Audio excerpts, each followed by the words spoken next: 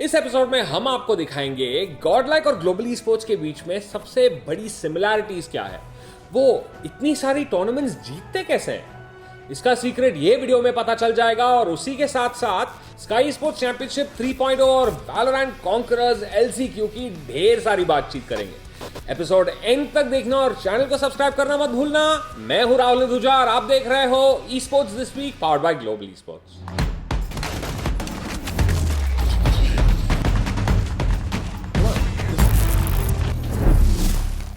यार आज का एपिसोड एक कड़वे सच के साथ शुरू करेंगे। हमारी गेमिंग कम्युनिटी में ना टीम वर्क की वैल्यू बहुत कम लोग समझते हैं। सब सोचते हैं कि यार एक दिन मैं भी एसके रॉसी जैसे तेज या फिर जॉनथन जैसे हेडशॉट्स मारूंगा। ओ भाई हैकर बोलते। बहुत कम लोग सोचते हैं कि भाई मुझे गॉडलाइक या ग्लोबल ई स्पोर्ट्स जैसी टीम बनानी है, क्योंकि लोगों को लगता है ना कि टीम्स इतनी दूर सिर्फ इन इंडिविजुअल प्लेयर्स की वजह से पहुंचे। इसकी वजह इंडिविजुअल गेम प्ले नहीं है, टीम वर्क है। और टीम वर्क को टाइम देना पड़ता है यार। 3 महीने में चैंपियनशिप जीती नहीं जाती, सालों साल लग जाते हैं। और अगर बैक टू बैक आप रोस्टर बदलते गए तो कैसे बनेगा यार टीम, और कैसे बनेगी टीम वर्क। आए और गए, खेल खत्म। BGMI में घातक, जॉनी, नियो, जी गॉड, क्लच गॉड, इन सबके भले जर्सीज बदले हो, बट जज्बा नहीं। एक साथ डट के पिछले 18 महीने में अलग अलग ऑग्स के नाम से खेलने के बावजूद बड़े बड़े इवेंट्स में अपने देश को रिप्रेजेंट किया है। बस अपना यही है कि आप ग्राइंड करो और ई स्पोर्ट्स में वर्ल्ड में जाके ट्रॉफी लाना है। बस यही एक सपना है हमारे सबका, और यही सपना हम लोग छोड़ेंगे नहीं कभी भी। जब तक वो ट्रॉफी नहीं आती तब तक हम लोग ग्राइंड करते रहेंगे। इस हफ्ते स्काई स्पोर्ट्स चैंपियनशिप 3.0 भी जीता है। ये जरूर से जा रही है, बड़ा बारी आ जाती है, ये आखिरी फाइट की वो जाती है टीम गॉडलाइक के नाम। 12 लाख रुपए का प्राइस पूल और 6 चिकन डिनर निकालते हुए उन्होंने सारी कम्युनिटी को आखिर दिखाई दिया कि वो BGMI के अनडिस्प्यूटेड बेस्ट टीम है। टूर्नामेंट के पोस्ट मैच इंटरव्यू में गॉडलाइक ई स्पोर्ट्स के ओनर क्रॉन्टन भाई ने शेयर किया कि उन्हें इस टीम के साथ काम करने का इंतजार था, एंड फाइनली अपॉर्चुनिटी मिली तो भाई क्या ही मिली। क्योंकि मेरा हमेशा स्टार्टिंग से जब से गॉडलाइक बनाई है तब से मेरा एक ही एम था कि ई स्पोर्ट्स में, कंटेंट में नहीं बट ई स्पोर्ट्स में हमें आगे जाना है, क्योंकि वहीं पे हम इंडिया को एक प्राउड फील करा सकते हैं इंटरनेशनल स्टेज पे भी।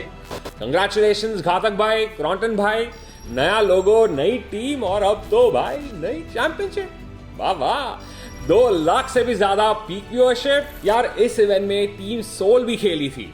सिनर्जी बिठाने में थोड़ा टाइम लगेगा, बट बहुत सारे अमेजिंग मोमेंट्स थे उनके लिए इस इवेंट में। इनफैक्ट गोल्डी भाई ने भी यही कहा था, आफ्टर ऑल टूर्नामेंट्स तो अब शुरू हुए हैं, खत्म नहीं। And a huge shout out to 7Seas Esports and 8-Bit, जिन्होंने बहुत ही सही परफॉर्मेंस दिखाई, सेकंड और थर्ड आए। कंग्रेचुलेशंस। इवेंट खत्म होने के बाद स्काई स्पोर्ट्स मोबाइल ओपन भी टीज हुआ, जिसमें 25 लाख रुपए का प्राइस पूल होगा।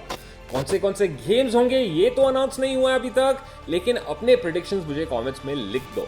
BGMI, CODM, free fire, usual suspects तो रहेंगे ही।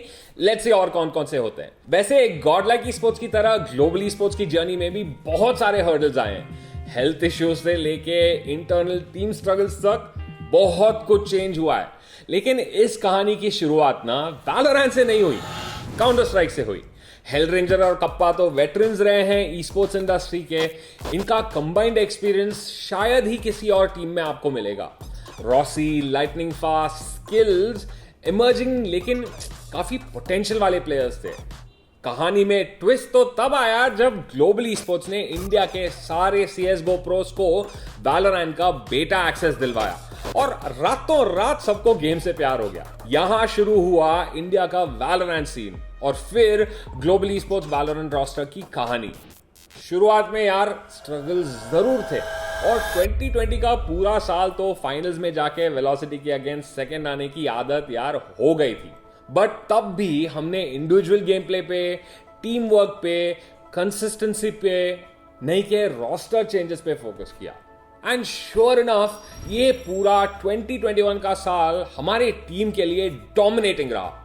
शुरुआत से रिकॉर्ड्स आप खुद ही देख लो। VLT के अगेंस्ट टूर्नामेंट्स में हम 22 टाइम्स जीते हैं, और उनके अगेंस्ट 14 टाइम्स हारे। एक्स गॉडलाइक वैलोरेंट स्क्वाड के अगेंस्ट 14 विक्ट्रीज हैं और 0 लॉसेस। एनिग्मा गेमिंग के अगेंस्ट 6 विक्ट्रीज हैं और 2 लॉसेस। XTC सामुराई एक्सो के अगेंस्ट 13 बार जीते हैं and 0 losses. Thank you Liquipedia for the awesome stats. यार कुछ इधर उधर हो गया तो माफ कर देना। जब हारे तब भी टीम का फोकस उसे सीखने और इंप्रूव होने पे ही था। इंडिविजुअल गेम प्ले के साथ साथ टीम वर्क पे रहा है। कुछ ही हफ्तों का स्प्रिंट नहीं है ये, कई साल चलने वाला लंबा मैराथन है भाई। आज 1 साल बाद globally sports south Asia region का सबसे बड़ा टीम माना जाता है, सबसे बेस्ट टीम माना जाता है। वैलोरेंट के एशिया पैसिफिक LCQ में इंडिया को वर्ल्ड स्टेज में रिप्रेजेंट करने वाले हैं। 13 अक्टूबर से 17 अक्टूबर तक चलेगा ये इवेंट। और जो लोग हमें पूछ रहे हो कि यार ये इवेंट ऑनलाइन होगा या फिर लैंड पे, ज्यादा रिवील नहीं कर सकता। ये तो बहुत ही जल्दी रिवील होने वाला है, तो हमारे सोशल्स पे जरूर फॉलो कर लेना। सोचो अगर बूम ई स्पोर्ट्स और न्यूटन गेमिंग जैसे एस्टैब्लिश टीम्स को हरा के यहां जीते तो वैलोरेंट चैंपियंस में North American teams 100 thieves, Sentinels, NV और साउथ कोरियन टीम्स, यार विजन स्ट्राइकर्स, ऐसी एस्टैब्लिश टीम्स के अगेंस्ट कंपीट करने का मौका मिल सकता है। इधर तक वो ओवरनाइट नहीं पहुंचे। इनफैक्ट अभी भी वो अपने मिस्टेक्स पे काम कर रहे हैं, क्योंकि टीम बनाने में ना टाइम लगता है बॉस। कम्युनिकेशन और कमिटमेंट अपने आप नहीं बनती है, उनपे सालों की मेहनत लग जाती है। ये दोनों तो ई स्पोर्ट्स के सबसे बड़े पिलर्स हैं यार। जी में भी हुए यार कम्युनिकेशन गैप्स। प्लेयर्स ने एक दूसरे से बात करना सीखा, एक दूसरे का ओपिनियन रिस्पेक्ट करना सीखा। और रही बात कमिटमेंट की, हर प्लेयर ने जान लगा दी, खुद के गेम प्ले पे फोकस किया, बट सबसे ज्यादा खुद के रोल पे फोकस किया कि वो टीम के लिए क्या वैल्यू ले आ रहे हैं। इन सबके बीच अनबन जरूर हुई, लेकिन एक अच्छे टीम की तरह उन इश्यूज को डिस्कस करना और सॉल्व करना सीखा।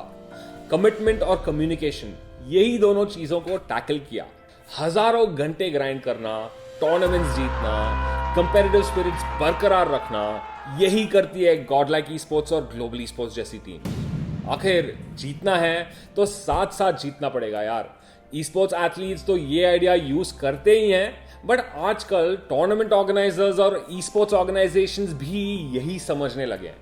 सीन में हेल्थी राइवलरी और कम्युनिकेशन ठीक रहेगा तो ई स्पोर्ट्स में नई ऊंचाइयों तक पहुंचने का मौका मिलेगा यार हम सबको।